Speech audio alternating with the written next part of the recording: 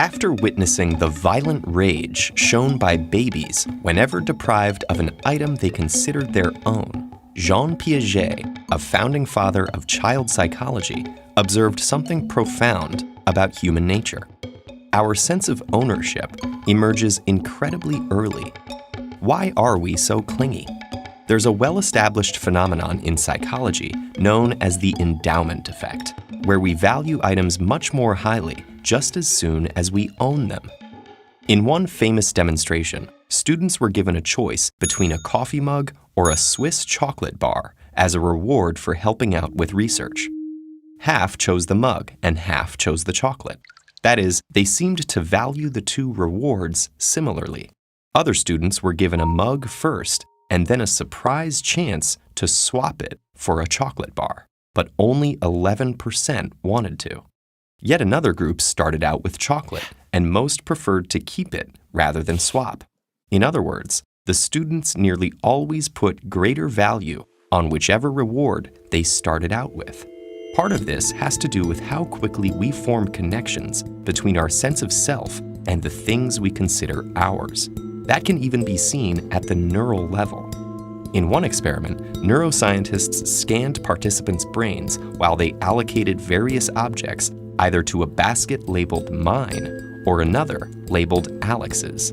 When participants subsequently looked at their new things, their brains showed more activity in a region that usually flickers into life whenever we think about ourselves. Another reason we're so fond of our possessions is that from a young age, we believe they have a unique essence. Psychologists showed us this by using an illusion to convince 3 to 6-year-olds they built a copying machine, a device that could create perfect replicas of any item.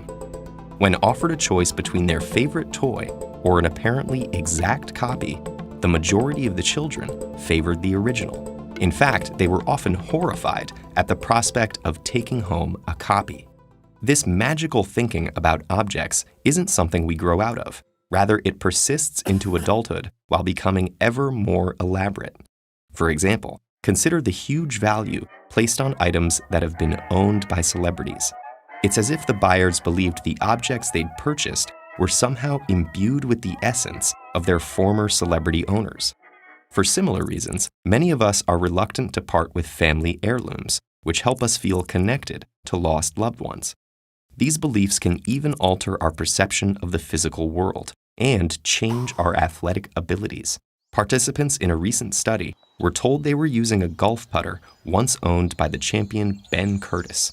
During the experiment, they perceived the hole as being about a centimeter larger than control participants using a standard putter, and they sank slightly more putts. Although feelings of ownership emerge early in life, culture also plays a part.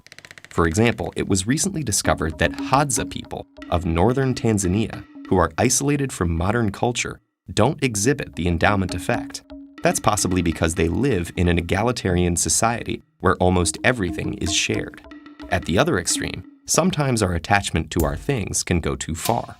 Part of the cause of hoarding disorder is an exaggerated sense of responsibility and protectiveness toward one's belongings. That's why people with this condition find it so difficult to throw anything away. What remains to be seen today is how the nature of our relationship with our possessions will change with the rise of digital technologies. Many have forecast the demise of physical books and music, but for now at least, this seems premature. Perhaps there will always be something uniquely satisfying about holding an object in our hands and calling it our own.